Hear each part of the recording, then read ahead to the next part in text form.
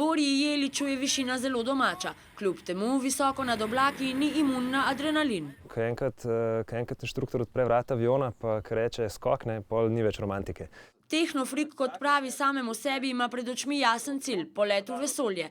Konec novembra ga bodo skupaj z ostalimi potencialnimi astronavti preizkusili na Floridi. Tam bomo na primer med drugim leteli z breztežnostnim letalom, z vojaškimi lovci, dali nas bojo v centrifugo, potestirali našo G-toleranco, nas bojo zavrteli na 6 G-jev.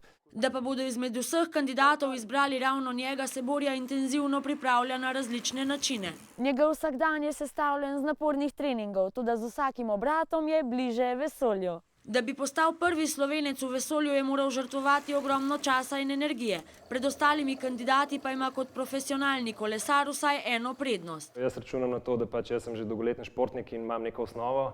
Strog prehranjevalni in vadbeni režim mu zato ne povzroča preglavic. V kolesarstvu pa besede ne poznamo, ker drugačni način.